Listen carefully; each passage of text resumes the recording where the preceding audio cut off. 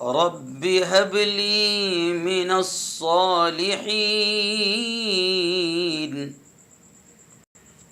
وقال تعالى يا بني إني أرى في المنام أني أذبحك فانظر ماذا ترى. قال يا بني إني أرى في المنام أني أذبحك فانظر ماذا ترى. قال يا أبت افعل ما تؤمر ستجدني إن شاء الله من الصابرين.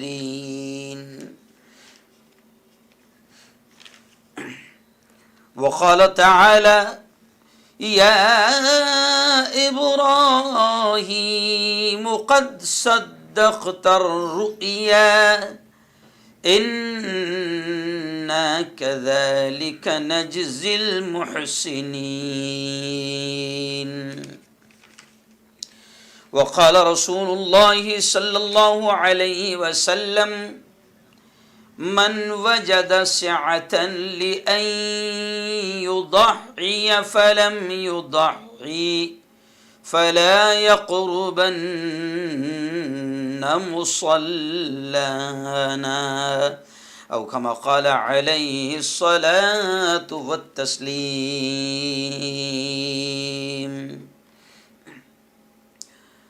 آج بھی ہو جو براہیم سے ایمان پیدا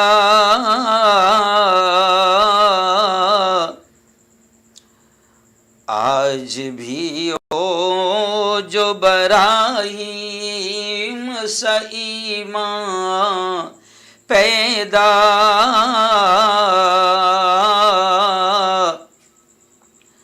آگ کر سکتی ہے انداز گلستان پیدا. صدق اللہ العظیم وصدق رسولہ النبی الکریم. بہت ہی قابل صد احترام میرے نوجوان دوستو، بزرگوں، ساتھیوں، اپنے اپنے گھروں میں بیٹھ کر میرے اس بیان کو سن رہی میری پردہ نشین ماؤں اور بہنوں، حج کے ایام شروع ہو گئے ہیں اور بس اب یوں سمجھیے کہ انڈیا جہاں ہم لوگ بیٹھے ہوئے ہیں، اتوار کے روز انشاءاللہ عید الاضحیٰ کی نماز اللہ نے موقع دیا تو ہم ادا کریں گے. گزشتہ ہفتے ہم نے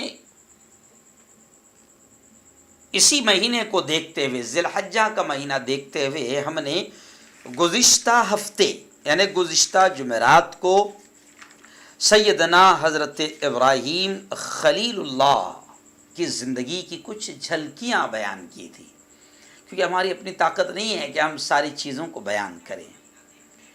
اور گزشتہ ہفتے تھوڑا تفصیل سے میں نے یہ بتایا تھا حضرت ابراہیم علیہ السلام کے بارے میں کہ حضرت ابراہیم علیہ السلام ایسے نبی ہے کہ جن پر تقریباً پوری امت کا اتفاق ہے. یعنی حضرت ابراہیم علیہ السلام کو یہودی بھی مانتے ہیں، عیسائی بھی مانتے ہیں، اور ہم تو مانتے ہی مانتے ہیں.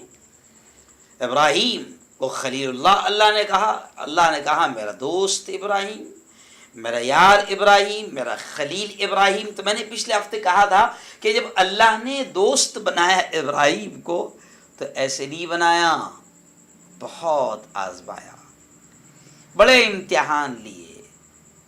اور ابراہیم کے بارے میں آتا ہے کہ ابراہیم تمام امتحان میں، آزمائشوں میں کامیاب ہوتے گئے. بچپن میں اللہ نے امتحان لیا، جوانی میں اللہ نے امتحان امتحان لیا، پھر شادی کے بعد میں پھر اللہ نے بیوی کو چھوڑنے کا حکم دیا، وہ امتحان لیا، اس میں کامیاب، اور پھر ایسے کئی امتحان حضرت ابراہیم علیہ السلام کے اللہ نے لیا، اور ابراہیم اللہ کا دوست، اللہ کا یار، اللہ کا خلیل ہر امتحان میں کامیاب ہوتا گیا۔ اب آج کا ہمارا عنوان ہے، کیونکہ اب 3 دن کے بعد میں انشاءاللہ ہم لوگ قربانی کریں گے، جی ہاں 3 دن کے بعد میں انشاءاللہ قربانی ہوگی، تو ہم نے سوچا کہ چلیں امت کے سامنے یہ چیز بھی آنی چاہیے کہ قربانی کیا ہے، قربانی کی اہمیت کیا ہے۔ اس لیے آج کا ہم نے عنوان سلیکٹ کیا ہے، اور آج کا عنوان آپ نے دیکھا ہوگا سوشل میڈیا اور باقاعدہ خبروں میں آپ نے دیکھا ہوگا کہ آج کا ہمارا عنوان ہے اللہ کو پیاری ہے قربانی۔ جی ہاں، لفظ قربانی یہ ایک ایسا لفظ ہے جو آدمی بار بار استعمال کرتا ہے، وقت کی قربانی، مال کی قربانی، جان کی قربانی، اس کی قربانی، اور کبھی کبھی آدمی کہتا ہے کہ میں نے تمہارے لیے یہ قربانی دیا، میں نے تمہارے لیے یہ قربانی دیا، بیوی کہتی ہے شوہر سے میں نے تمہارے لیے یہ قربانی دیا، شوہر کہتا ہے بیوی سے میں نے تمہارے لیے یہ قربانی دیا، باپ اولاد سے کہتا ہے میں نے۔ تو یہ لفظ قربانی جو ہے نا یہ بہت زیادہ استعمال ہوتا ہے، آدمی جس سے ہم ہندی میں کبھی کہیں کہ یوگدان بھی ہم کہتے ہیں، کبھی کبھی ہم تقریروں میں کہتے ہیں کہ اس ملک کی آزادی کے لیے ہمارے پرکھوں نے، ہمارے آبا و اجداد نے، ہمارے اسلاف نے، ہمارے علماء کرام نے، ہمارے باپ دادا نے اتنی قربانیاں دی ہے، اتنی قربانیاں دی ہے کہ دوسری قومیں تصور بھی نہیں کر سکتی۔ کبھی کبھی ہم کہتے ہیں کہ اتنی قربانی دی ہے کہ جتنا ہمارے باپ دادا کا خون بہا ہے دوسری قوموں کا اتنا پسینہ بھی نہیں بہا ہے۔ تو یہ قربانی کا لفظ ہم اکثر سنا کرتے ہیں، لیکن آئیے لفظ قربانی جس واقعے کے طرف اشارہ کرتا ہے وہ انسانی دنیا کی سب سے عظیم قربانی ہے۔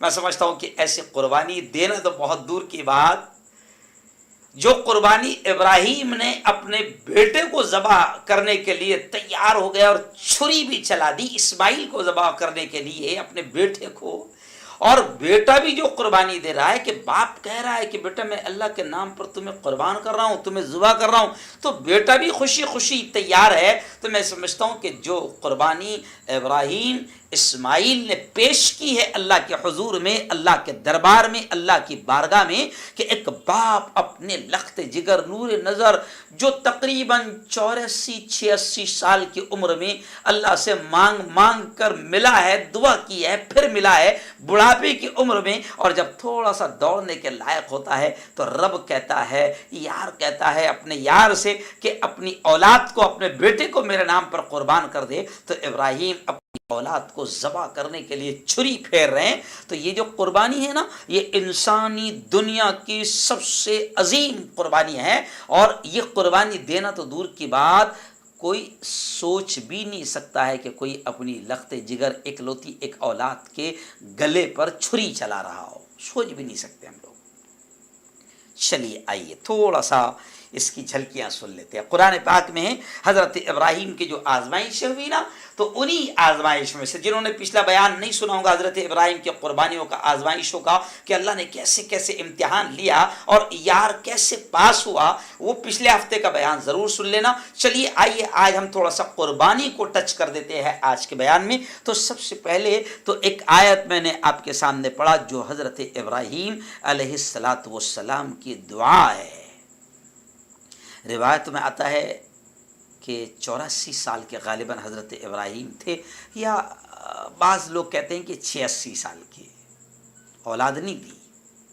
آپ کی پہلی بیوی حضرت سارہ، ان کے پیٹ سے، ان کے بطن سے اولاد نہیں تھی۔ اب 84-86 سال کی عمر میں اب حضرت ابراہیم علیہ السلام دعائیں کر رہے ہیں، رب ہب لی من الصالحین، اے اللہ مجھے نیک اولاد نصیب فرما۔ تو یہاں علماء نے بڑی پیاری بات لکھی ہے کہ اولاد مانگتے ہو نا اللہ سے، نہیں ہوتی ہے نا اولاد، تو اولاد مانگتے ہو نا اللہ سے، تو صرف اولاد مت مانگو، صرف اولاد کا مل جانا کمال نہیں ہے، بلکہ کبھی کبھی تو اولاد خود ماں باپ کے لیے وبال بن جاتی ہے۔ تو صرف اولاد مت مانگو، بلکہ ابراہیم کی دعا یہ بتا رہی ہے کہ اولاد مانگو تو کیا کہو، رب ہب لی من الصالحین، اے اللہ مجھے نیک اولاد عطا فرما، مجھے نیک اولاد نصیب فرما۔ عورتیں بھی میری بات کو سن رہی ہے، اگر اللہ نے اولاد نہیں دیا ہے تو اولاد مانگو، ضرور مانگو، لیکن اللہ سے نیک اولاد کی دعا مانگو، کیونکہ اولاد اگر نیک نہیں رہی تو ایک کیا 10 بھی ہو گئے نا تو کسی کام کی نہیں رہتے۔ میں نے اپنی آنکھوں سے دیکھا ہے کہ جن کے 10 بیٹے ہیں کمانے والے، آج 10 بیٹے بھی نیک نہیں ہیں تو ماں اور باپ کو ایک گلاس پانی پلانے کو تیار نہیں ہیں، ماں باپ کی خیریت پوچھنے کو تیار نہیں ہیں۔ کئی ماں باپ تو روتے روتے ہمارے پاس میں آتے ہیں، اولاد 10 اولاد کما رہی ہے مگر ماں باپ کو 200 روپے کی دوا لا کر دینے کو تیار نہیں ہے۔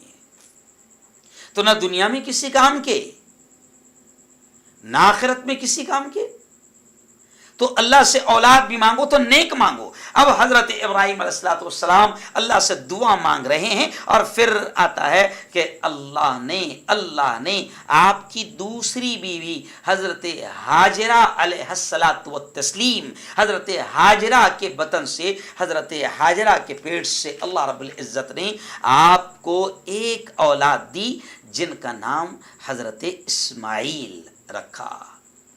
حضرت اسماعیل، آپ کی 2 بیویاں تھیں، پہلی حضرت سارہ جن سے پہلے کوئی اولاد نہیں تھی، پھر بعد میں حضرت ہاجرہ جو دوسری بیوی، اور بیوی کون؟ مصر کے بادشاہ کی بیٹی تھی حضرت ہاجرہ۔ ان کا بھی ایک لمبا چوڑا واقعہ ہے، کیا کریں، اتنا ساری واقعات تو سنا نہیں سکتے۔ حضرت بیوی ہاجرہ مصر کے بادشاہ کی بیٹی تھی، ان کا ایک پورا واقعہ ہے۔ اب چلیے خیر میں سنا نہیں پاؤں گا کیونکہ وقت اتنا نہیں رہتا ہے، کیونکہ مجھے قربانی کے تعلق سے اصل بات کرنا ہے۔ تو اب آپ کی دوسری بیوی حضرت ہاجرہ، ان کے پیٹ سے جو مصر کے بادشاہ کی بیٹی تھی، ان کے پیٹ سے اللہ رب العزت نے پہلے اولاد دیا حضرت اسماعیل علیہ السلام۔ جی ہاں، اور پھر اس کے بعد میں آتا ہے روایتوں میں کہ تقریباً 13 سال کے بعد پھر اب ان کی جو پہلی بیوی تھی حضرت سارہ علیہ السلام، اللہ نے ان کے پیٹ سے بھی، ان کے بطن سے بھی اللہ نے ایک لڑکا دیا جن کا نام تھا حضرت اسحاق۔ اس اعتبار سے حضرت ابراہیم علیہ السلام کے 2 بیٹے تھے، ایک حضرت اسماعیل اور ایک حضرت اسحاق۔ جی ہاں، اب حضرت ہاجرہ اور حضرت اسماعیل علیہ السلام کا واقعہ میں تھوڑا سا آگے بڑھاتے ہوئے کہوں گا کہ اب جب حضرت ہاجرہ کے پیٹ سے حضرت اسماعیل پیدا ہوئے تو اس وقت پہلی بیوی حضرت سارہ کے بارے میں آتا ہے، جو روایتیں میں مختلف جگہ سے تلاش کرتا ہوں، بڑی محنت کرنا پڑتی ہے یہ تمام چیزیں آپ تک پہنچانے کے لیے۔ تو جب میں کئی علماء کرام کے بیانات بھی سن رہا تھا تو اس میں حضرت مولانا طارق جمیل صاحب نے بھی اس بات کو کہا اور دوسرے علماء نے بھی اس بات کو کہا کہ جب حضرت ہاجرہ یعنی دوسری بیوی کے پیٹ سے حضرت اسماعیل ہوئے تو حضرت سارہ جو ہے پہلی بیوی، انہیں تھوڑا سا برداشت نہیں ہوا کہیں نہ کہیں، کیونکہ پہلی بیوی تھی تو مجھے وہ واقعہ پڑھتے پڑھتے اور سنتے سنتے ہنسی آ گئی کہ آخر بیوی تو بیوی ہوتی ہے، پھر وہ ظاہر بات ہے میں کچھ تو نہیں کہہ سکتا ہوں، لیکن نبی کی بیوی بھی ہو تو بھی کہیں نہ کہیں دوسری بیوی اور دوسری بیوی سے اولاد ہو جائیں تو پھر تو بڑا تھوڑا سا عجیب مسئلہ ہی ہوتا ہے۔ لیکن خیر یہ اللہ کی بھی مرضی تھی، کیونکہ یہ بھی نبی کی بیوی حضرت سارہ، ہم کچھ نہیں کہہ سکتے، حضرت سارہ بھی نبی کی بیوی ہے اور یہ خود من سے نہیں کر رہی، بلکہ ہم تو یہ کہیں گے کہ جو بھی چیز ہوتی ہے اللہ ہی کرواتا ہے اور اللہ ہی نے پھر یہ ماحول بنایا۔ حضرت سارہ علیہ السلام نے حضرت ابراہیم سے کہا کہ اس بچے کو، ان کو میری نگاہوں سے دور کر دو۔ اب حضرت جبرائیل علیہ السلام آئے، میں شارٹ میں سنا رہا ہوں، اور پھر یہ بڑا امتحان حضرت ابراہیم کا، اور پھر جبرائیل علیہ السلام آئے اور انسانی شکل میں پھر ایک اونٹ کی سواری کرتے ہوئے باقاعدہ رہبری کرتے گئے، اور پھر ایک ایسی جگہ، بعض لوگوں نے کہا ہے کہ تقریباً 1500 کلومیٹر دور، جی ہاں، اور 1 مہینے کا اونٹنی کا سفر، اور ایک ایسی جگہ جب نظر آئی کہ چاروں طرف کالے پتھروں کے پہاڑ ہے، کوئی ہریالی نہیں، کوئی درخت نہیں، کوئی پودا نہیں، کوئی انسان نہیں، اور ایسی جگہ پر پھر حضرت ابراہیم کا امتحان ہوا، اور پھر حضرت جبرائیل نے کہا کہ یہاں رک جائیں، اللہ کا حکم ہے یہاں رک جائیں، اور یہاں اپنی اولاد کو، اپنی بیوی کو چھوڑ دیں۔ اب آپ اندازہ لگائیں، تھوڑا تصور کریں کہ رک جائیں یہاں پر اور کوئی نہیں، اور پھر ایکلوتی ایک اولاد 84-86 سال کی عمر میں ملی ہے، اور ایسی جگہ کہ جہاں کوئی انسان نظر نہیں آ رہا، کوئی چرند پرند نظر نہیں آ رہا، کوئی جانور نہیں، کوئی درخت نہیں، پودا نہیں، پانی نہیں، کچھ نہیں ہے، اور پھر اللہ اپنے اس یار ابراہیم کا امتحان لیتے ہوئے کہتا ہے کہ یہاں چھوڑ دو۔ جی ہاں، رب کی مرضی ہے، رب یہاں آپ کی اسی اولاد سے جو ہے، رب یہاں پر ایک پھر گھر بنائے گا اپنا، اور پھر یہاں پر پوری بستی قائم ہوگی، اور آپ کی اسی اولاد اسماعیل کی نسل میں جو ہے آخری نبی محمد مصطفیٰ صلی اللہ علیہ وسلم تشریف لائے گے۔ خوشخبری بھی سنا دی جاتی ہے۔ اب حضرت ابراہیم کو حکم ہے کہ چھوڑ دو۔ اب ابراہیم چھوڑ کر جب نکلتے ہیں تو حضرت حاجرہ پوچھتی ہے کہ یہاں کہاں چھوڑ کر جا رہے ہو، یہاں تو کچھ نہیں ہے۔ حضرت ابراہیم کو جواب دینے کا بھی حکم نہیں ہے، کچھ نہیں کہتے ہیں۔ آخر تیسری بار میں حضرت حاجرہ خود کہتی ہے کہ کیا یہ ہمارے رب کا حکم ہے؟ تو حضرت ابراہیم سر ہلاتے ہوئے اشارہ کرتے کہ ہاں۔ تو کیسی بیوی ہوگی، کیسی بیوی ہوگی؟ میری بہنوں، آپ میری بات کو سن رہی ہے، جب ایسی قربانیاں عورتیں دیتی ہے، اللہ کے حکم پر عمل کرتی ہے، اور اللہ کے ہر امتحان پر راضی رہتی ہے، شکوہ شکایت نہیں کرتی ہے، یہ تمام واقعات سے ہمیں بہت سبق ملتے ہیں۔ اب حضرت حاجرہ کیوں، یہاں تو اگر مرد 40 دن جائے جماعت میں یا کسی بھی طریقے سے جائے تو پہلے جناب بیوی کہتی ہے ڈبے بھر کر جا بھیا، یہاں کچھ نہیں ہے۔ اور جانے کا، چھوڑ کر جانے کا حکم ایسا بھی نہیں ہے کہ واپس 1 سال کے بعد آنا ہے، 1 مہینے کے بعد آنا، کچھ نہیں، بس چھوڑ دو، نکل جاؤ۔ اب جیسے ہی حضرت ابراہیم سر ہلا کر اشارہ کرتے کہ ہاں رب کا حکم ہے، تو کتنا کیسا ایمان ہوگا۔ حضرت حاجرہ کہتی کہ جاؤ، پھر اگر رب کا حکم ہے تو پھر وہی رب انتظام کرے گا۔ پھر وہ پورا واقعہ ہے کہ حضرت ابراہیم جب چھوڑ کر نکل گئے، اور پھر وہاں پر جو کچھ ان کے پاس تھا، مسکیدے میں پانی وہ ختم ہو گیا، جو ایک تھیلی میں کھجوریں تھیں وہ ختم ہو گئی، اب خود کو بھی بھوک لگی ہے، اور پیٹ میں کچھ نہیں ہے، جس کی وجہ سے اب دودھ بھی نہیں آتا ہے، کیونکہ خود کے پیٹ میں، حاجرہ کے پیٹ میں کھانا نہیں ہے، اور پھر بچہ تلملا رہا ہے، نہ پانی پلانے کو ہے نہ دودھ پلانے کو ہے۔ پھر حضرت حاجرہ کا وہ واقعہ، حضرت اسماعیل کا وہ واقعہ کہ حضرت حاجرہ بڑی بے چین ہیں، بڑی پریشان ہیں، اور پھر صفا اور مروہ وہ جو 2 پہاڑیاں ہیں، کبھی حضرت حاجرہ صفا پر جاتی ہے اور پھر گھبراتے ہوئے بچے کو بھی دیکھتی ہے، کیونکہ بچے کی محبت ہے، اور پھر کبھی مروہ پر جاتی ہے، اور وہ 7 راؤنڈ جو ہے حضرت حاجرہ لگاتی ہے۔ آج وہ حضرت حاجرہ کی وہ ادائیں بھی اللہ کو اتنی پسند آ گئی کہ جو بھی دنیا سے کعبۃ اللہ جاتا ہے اور وہاں عمرہ کرے یا حج کرے، تو ہر شخص کو صفا اور مروہ ان پہاڑیوں کے بیچ جہاں حضرت حاجرہ 7 چکر لگاتے ہوئے دوڑی تھی، اللہ کو وہ ادا حضرت حاجرہ کی اتنی پسند آئی، اپنی اس نیک بندی کی وہ ادا اتنی پسند آئی کہ آج ہر عمرہ کرنے والا اور ہر حج کرنے والا صفا مروہ کی سعی نہ کرے تو اس کا عمرہ اور اس کا حج مکمل ہی نہیں ہوگا۔ اللہ نے قیامت تک آنے والے انسانوں کے لیے حضرت حاجرہ کی اس سنت کو یادگار بنا دیا، اس یادگار کو سنت بنا دیا۔ خیر، یہ الگ بات ہے کہ ابھی تو پہاڑیاں نہیں رہی، اب تو باقاعدہ زبردست ایئر کنڈیشن ہے، جی ہاں، لیکن آج اتنا زبردست بنا ہوا ہے، وہاں پر ہم لوگ تھک جاتے ہیں۔ تو ذرا تصور کریں، جو لوگ حج کر کے آ چکے ہیں، جو عمرہ کر کے آ چکے ہیں، ذرا تصور وہ بھی کریں کہ وہ صفا مروہ کی کالی پتھروں کی پہاڑیاں کیسے دوڑی ہوگی حضرت حاجرہ۔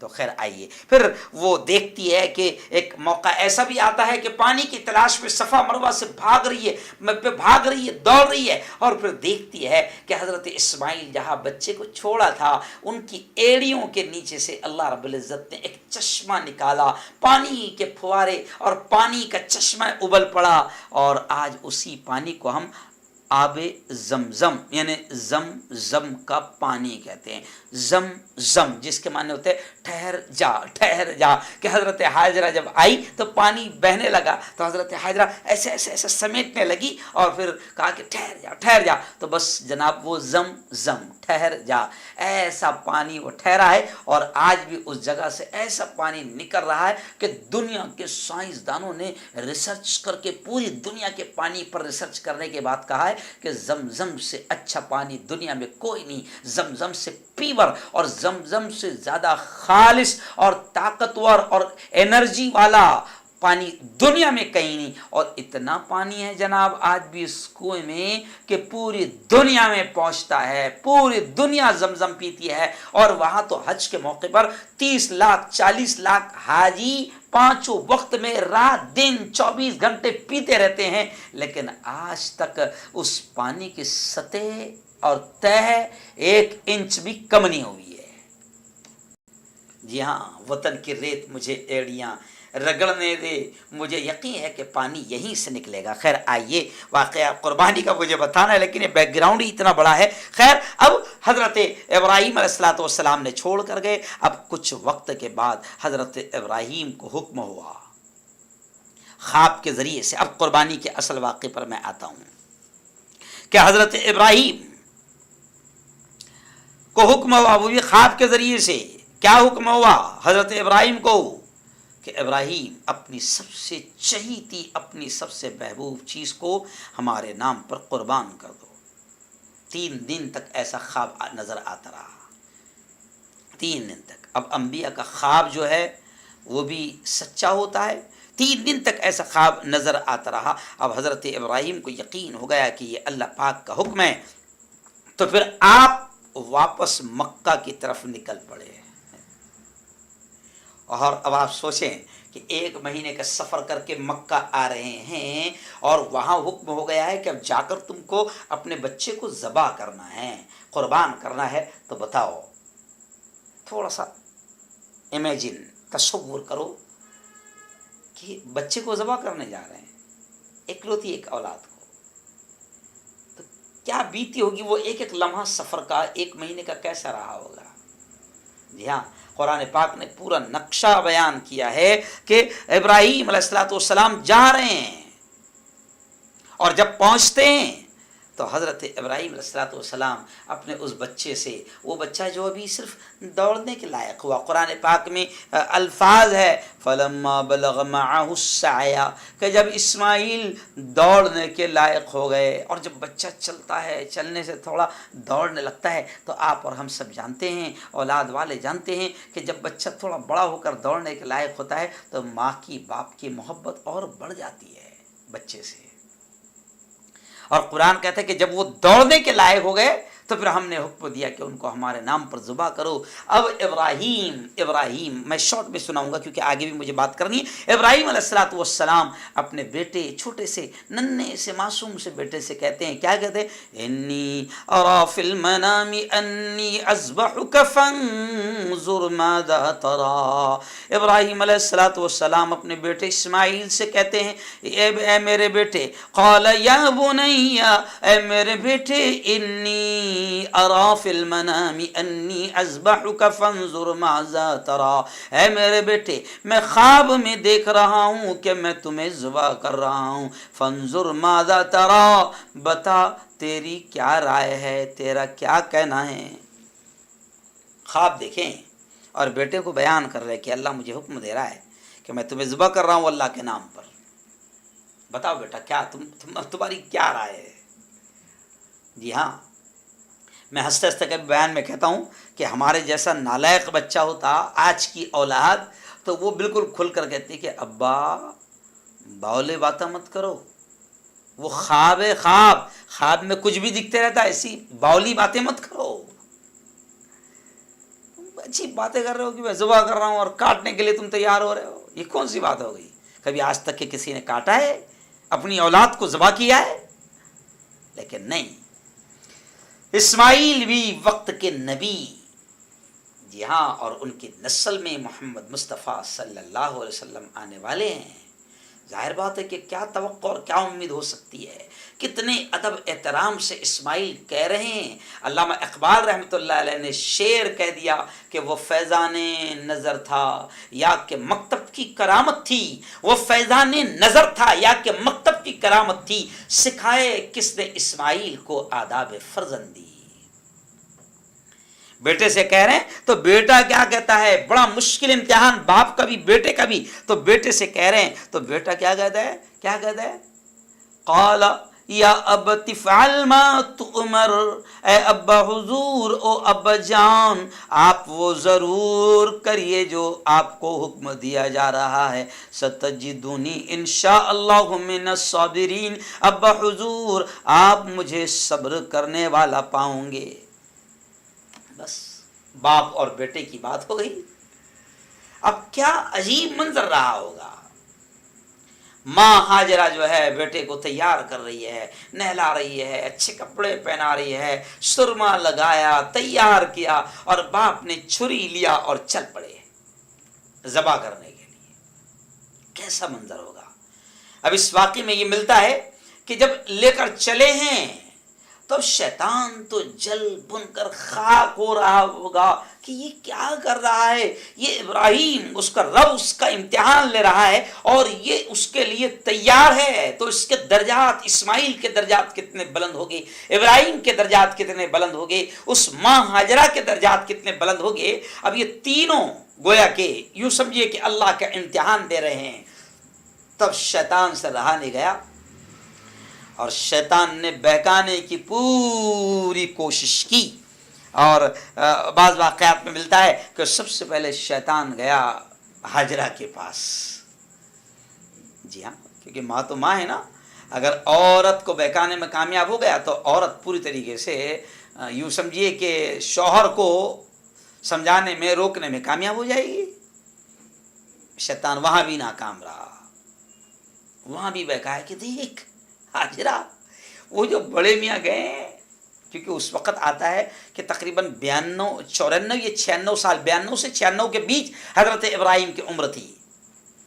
وہ بوڑھا جو ہے تیرے بچے کو ذبح کرنے لے کر گیا ہے۔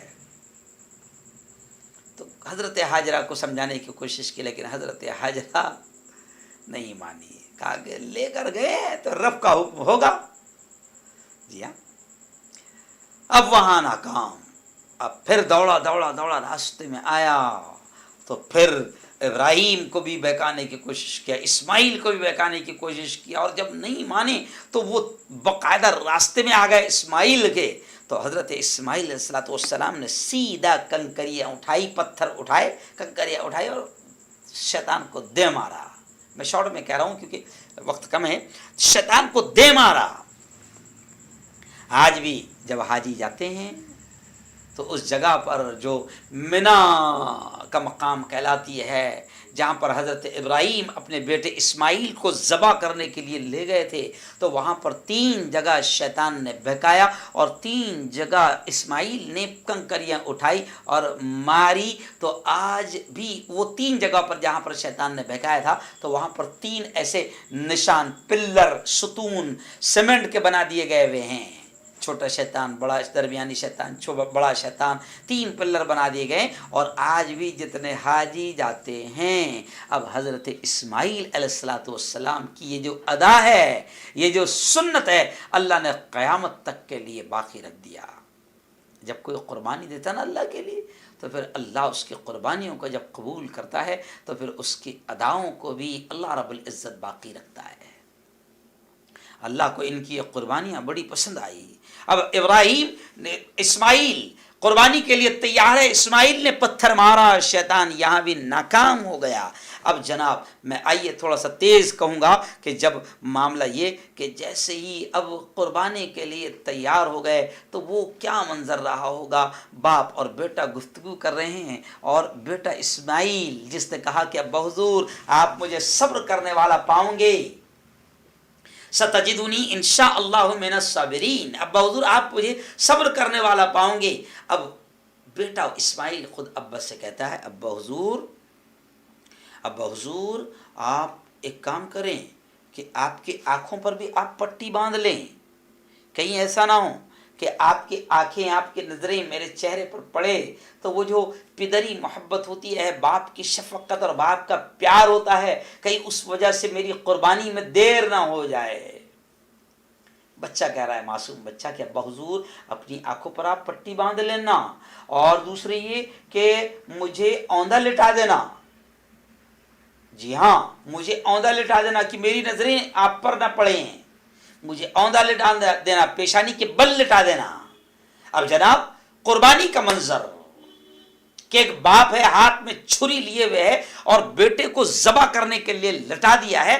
پھر جب لٹاتے ہیں تو آپ کو معلوم ہوگا کہ بس ذبح کرنے کے لیے پیر رکھتے ہیں, تو تھوڑا سا امیجن کرو, سب سے پہلے تصور کرو, آپ اور ہم تصور کریں کہ کیسے محسوس ہوگا کہ کوئی اپنی اکلوتی ایک اولاد کو, جو بڑھاپے کی عمر میں اپنی اکلوتی ایک اولاد کو اپنے ہاتھوں سے لٹا کر اس پر گھٹنا رکھ کر دبا رہا ہے اور اس کے گلے پر چھری چلا رہا ہے, کیا منظر ہوگا. دنیا نے اس سے پہلے کبھی ایسا منظر نہ دیکھا, آسمان کے فرشتوں نے کبھی ایسی قربانی نہ دیکھی, آسمان کے فرشتوں نے, زمین والوں نے شاید کبھی ایسی قربانی نہ دیکھی, اور نہ قیامت تک کوئی ایسا منظر دیکھ سکتا ہے. اب ذبح کرنے کے لیے لٹا دیا اور جناب بس چھری چلا رہے ہیں. چھری ہے کہ چلنے کا نام ہی نہیں لے رہی ہے, چھری ہے کہ چلنے کا نام ہی نہیں لے رہی ہے. پھر غصہ ہو جاتے ہیں, پھر چھری کو تیز کرتے ہیں. وہ میرے استاد محترم کا مجھے واقعہ یاد آتا ہے, مولانا نسیم صاحب مفتاحی جو آج بھی حیات ہے اورنگ آباد میں جامعہ اسلامیہ کاشف العلوم میں میرے استاد محترم, تو وہ اس زمانے میں, اور مرحوم میرے استاد محترم مولانا ریاض الدین فاروقی صاحب ندوی جب یہ واقعہ بیان کرتے تھے تو وہ اکثر کہتے تھے کہ ابراہیم چھری پر غصہ کرنے لگے. وہ واقعہ اپنے اسٹائل میں بیان کرتے تھے کہ ابراہیم چھری پر غصہ کرنے لگے کہ تو کاٹتی کیوں نہیں, غصے میں پٹک دیتے ہیں. تو چھری کو اللہ زبان دیتا ہے, چھری کہتی ہے کہ ابراہیم تم کو جو حکم اللہ نے دیا ہے تم وہ کر رہے ہو, اور مجھے جو حکم دیا گیا ہے میں وہ کر رہی ہوں. تمہیں حکم ہے کہ کاٹو, تم کاٹ رہے ہو, اور مجھے حکم ہے کہ میں نہ کاٹوں, میں میرا کام کر رہی ہوں. دونوں اللہ کے حکم پر عمل کر رہے ہیں. ابراہیم چھری کو تیز کرتے ہیں اور پھر طاقت کے ساتھ دباتے ہیں.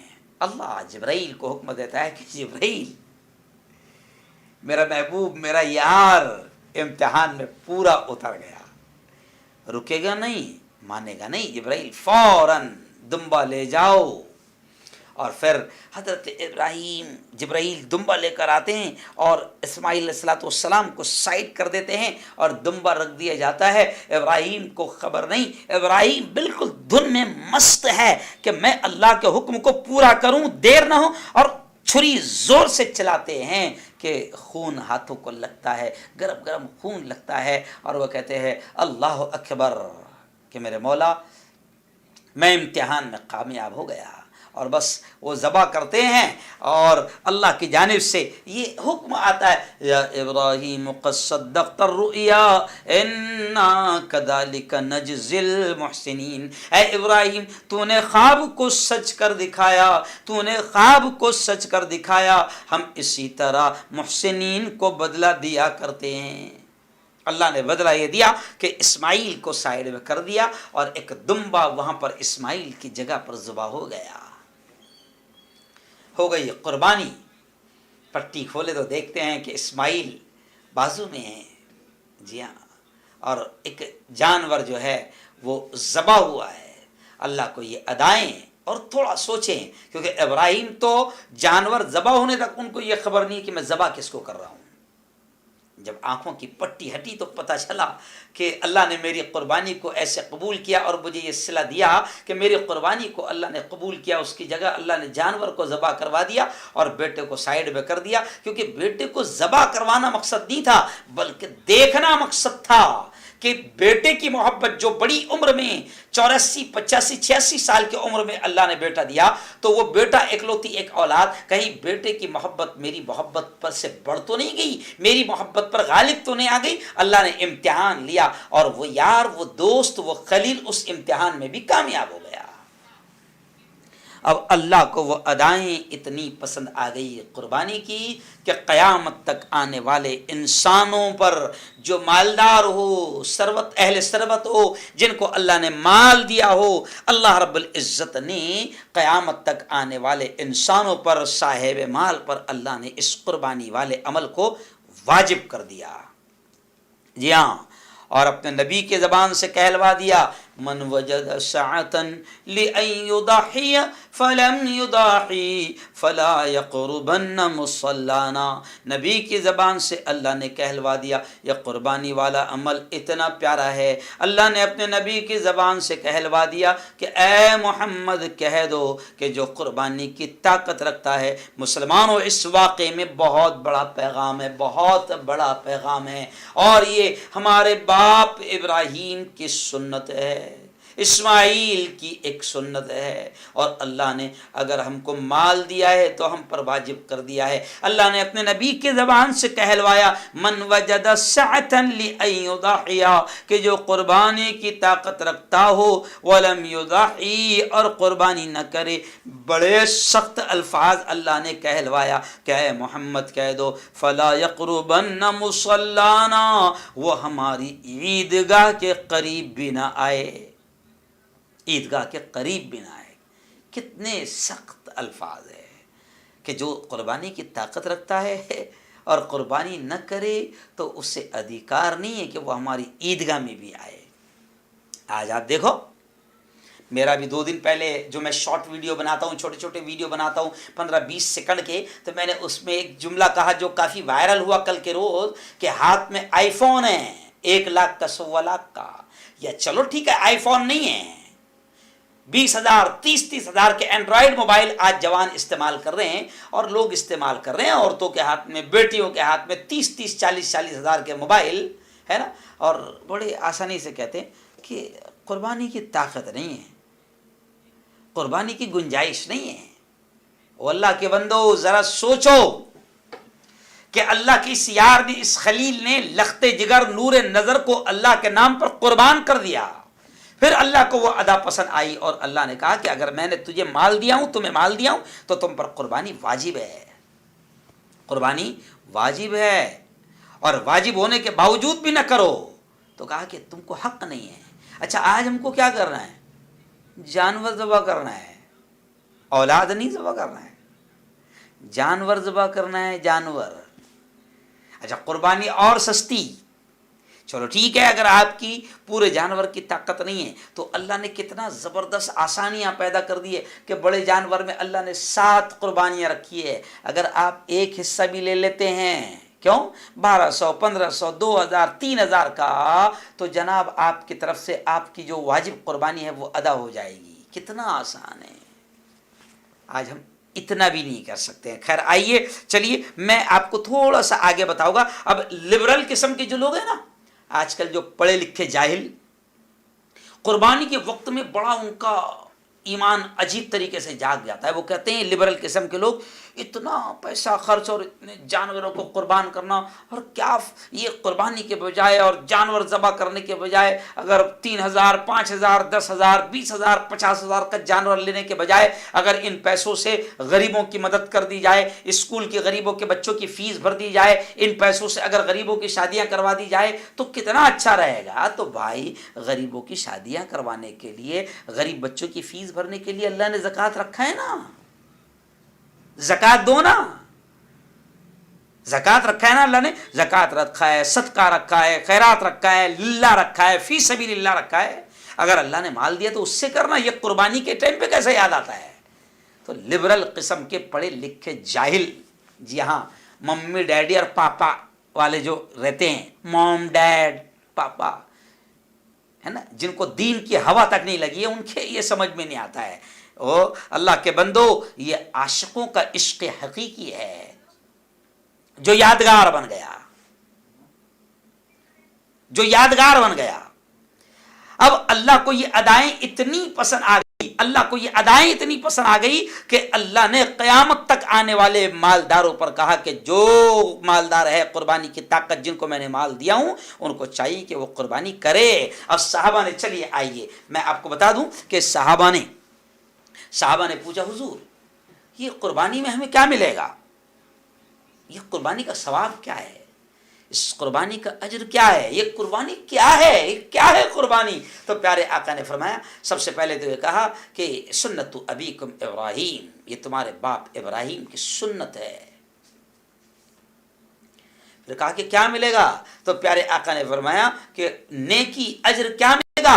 تو پیارے آقا نے فرمایا قربانی کے جانور کے ہر بال کے بدلے میں ایک نیکی ملے گی۔ اب اگر مینڈا کسی نے کیا، دمبا اگر کسی نے کیا، یا چلیے بکرا بولو، بکری بولو، تو پورے جانور کے بدن پہ کتنے بال ہوتے ہیں؟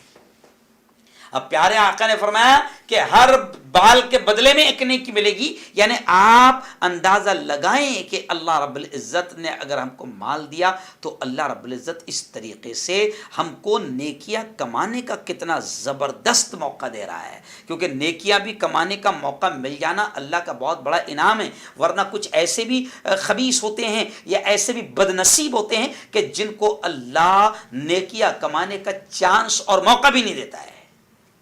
مال ہونے کے باوجود وہ حج کو نہیں جاتے ہیں، مال ہونے کے باوجود وہ زکوٰۃ نہیں دے پاتے ہیں، مال ہونے کے باوجود وہ قربانی نہیں کر پاتے ہیں۔ تو اگر اللہ نے آپ کو موقع دیا ہے نیکیاں کمانے کا تو یہ اللہ کا بہت بڑا احسان ہے۔ جی ہاں، تو قربانی کے جانور کے بال کے ہر بال کے بدلے میں پیارے آقا نے فرمایا کہ ایک نیکی ہے۔ اور آؤ شارٹلی میں اب آپ کو بتا دوں کہ لبرل قسم کے مسلمانوں کو میں بتا دوں کہ یاد رکھو، اور عام آدمی کو بھی یہ کہہ دوں کہ قربانی اللہ کو بہت پسند ہے، اور قربانی کے بغیر دین زندہ ہی نہیں ہوتا ہے۔ مال مانگو مال دے دے، جان مانگو جان دے دے، اولاد مانگو اولاد دے دے، جو مانگو وہ دے دے۔ جب تک کہ یہ جذبہ قربانی کا پیدا نہیں ہوتا ہے تو جناب نہ دنیا میں کامیابی ملے گی نہ آخرت میں کامیابی ملے گی۔ اور قربانی کا جذبہ جس کے دل میں پیدا ہو گیا وہ ہر میدان میں کامیاب ہوگا، اور ہر میدان انسان سے کامیابی مانگتا ہے تو جنت بھی اتنی آسانی سے تھوڑی مل جائے گی نا، ہے نا؟ کوئی باوا کی کھیر ہے کیا جنت؟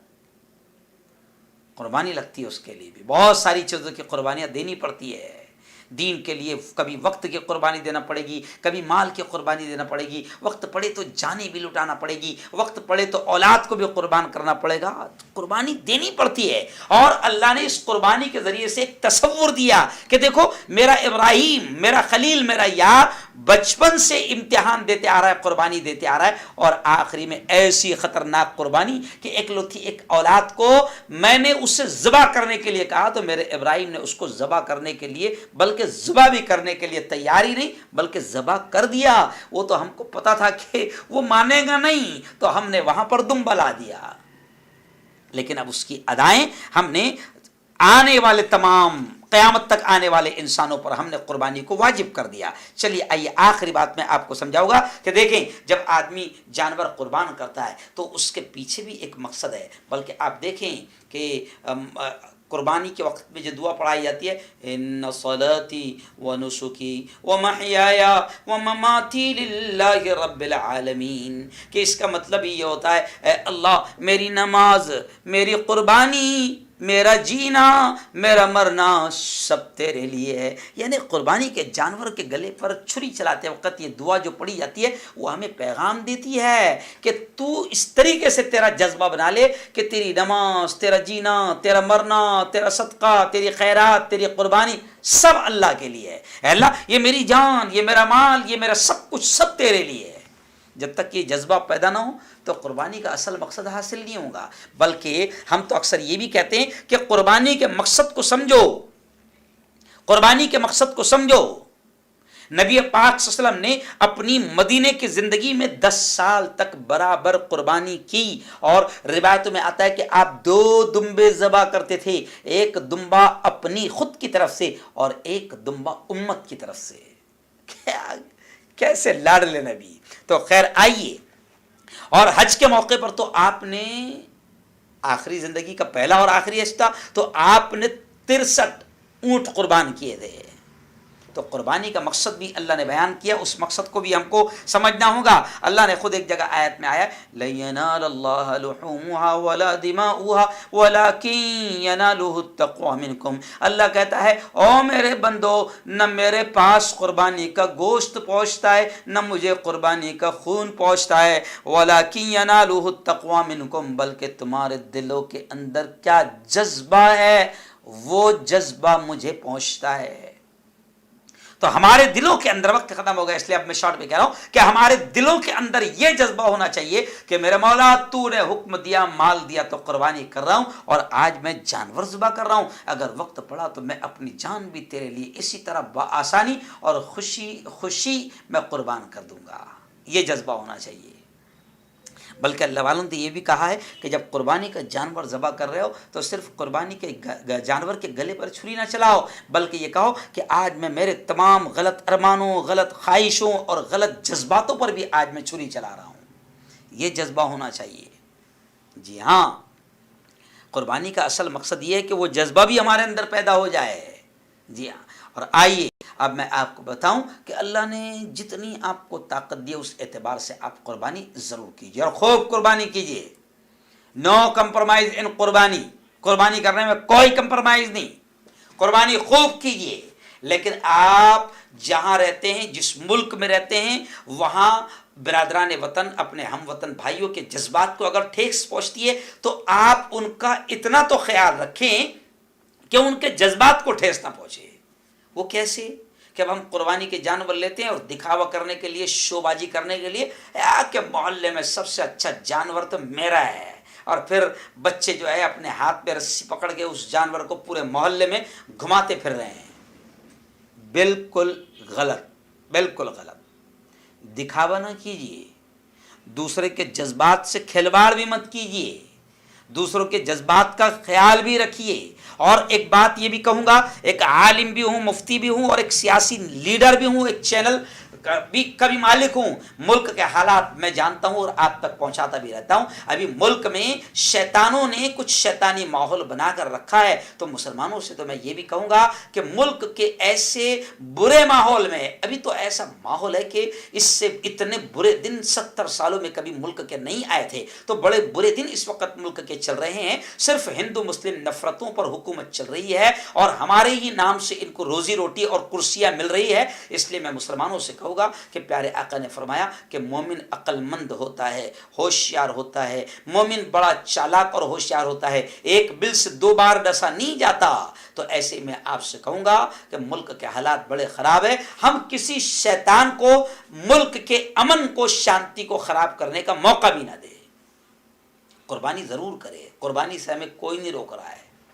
جی ہاں، قربانی ضرور کرے، لیکن ہم باقاعدہ قانونی دائرے میں رہتے ہوئے، قانون کا پالن کرتے ہوئے اور امن شانتی کا خیال رکھتے ہوئے کسی شیطان کو کامیاب ہونے نہ دے، اور بالکل بنداس اللہ نے قربانی کرنے کی طاقت دی ہے تو قربانی ضرور کرے۔ اللہ کو قربانی بہت پسند ہے، اس لیے ہم نے آج کے بیان کا عنوان رکھا تھا کہ اللہ کو پیاری ہے قربانی، اللہ کو پیاری ہے قربانی۔ تو اس لیے میں آپ سے کہوں گا کہ قربانی ضرور کرے جتنی اللہ نے آپ کو طاقت دیا۔ اور آخری ایک مسئلہ یہ بھی سن لے، ہر شخص پر قربانی واجب ہے، ہر اس شخص پر جو مالدار ہو، عاقل ہو، بالغ ہو۔ جیسے زکوٰۃ کا مسئلہ ہے، زکوٰۃ کا کیسے مسئلہ ہے، ویسے یہ بھی مسئلہ ہے۔ اب یہ اس لیے کہہ رہا ہوں کہ بعض لوگ یہ سمجھتے ہیں گھر میں 5 لوگ ہیں، 5 بھائی ہیں، 5 خوب کما رہے ہیں، 5 کے پاس میں مال ہے، 5 مالدار ہے، تو اب 5 پر قربانی واجب ہوگی۔ بعض لوگ کیا سمجھتے ہیں کہ بس ایک جانور ہم نے کاٹ دیے، ایک بکرا، ایک بکری ہم نے گھر میں کی طرف سے کاٹ دیے، ہو گئی سب کی قربانی۔ ایسا نہیں ہے، ہر شخص پر جن کو اللہ نے مال سے نوازا ہے اس پر قربانی واجب ہے، قربانی ضرور کرے۔ اور ایک مسئلہ اور ضرور سن لے کہ بعض لوگ پہلی مرتبہ قربانی کرتے تو ان کے دماغ میں یہ ہوتا ہے کہ پہلی مرتبہ قربانی کرنا ہے تو حضور کے نام کی کرنا پڑے گی نا، پیارے آقا کے نام کی کرنا پڑے گی نا۔ ایسا نہیں ہے، پیارے آقا نے تجھے ٹھیکہ نہیں دی ہوئے کہ تو میرے نام کی کر، تیرے پر واجب ہے تو تو تیرے ہی نام کی کر۔ ہاں اگر اللہ نے طاقت دی ہے، مال زیادہ دیا ہے تو حضور کے نام کی بھی کر، تیرے نام کی بھی کر، حضرت آدم کے نام کی بھی کر، حضرت حوا کے نام کی بھی کر، پورے 1,24,000 نبیوں کے نام کی کر، جتنے ولی ہے سب کے نام کی کر، کون روک رہا ہے تجھے؟ لیکن تیرے پاس میں ایک کی ہی طاقت ہے تو تو تیری خود کی کر، ماں کے نام۔ اچھا بعض لوگ کیا کہتے ہیں، اس سال ماں کے نام کی، اگلے سال بہا کے نام کی، ایسا بھی نہیں۔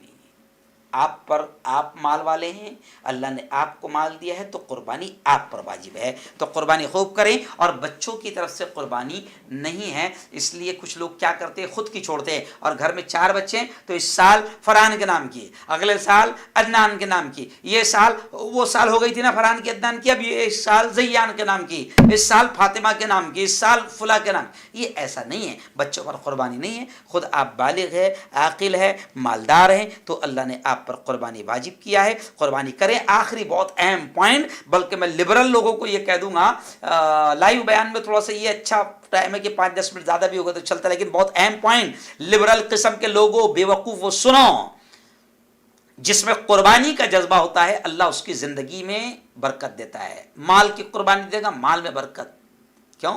آپ دیکھیں اس کی ایک چھوٹی سی مثال ہے، جو جانور اللہ نے حلال کیا ہے اور جن جانوروں کو قربانی کے لیے اللہ نے سلیکٹ کیا ہے، آپ دیکھو کہ وہ بچے کم دیتے ہیں۔ جیسے بکری 1-2 بچے دیتی ہے، کیوں بھائی؟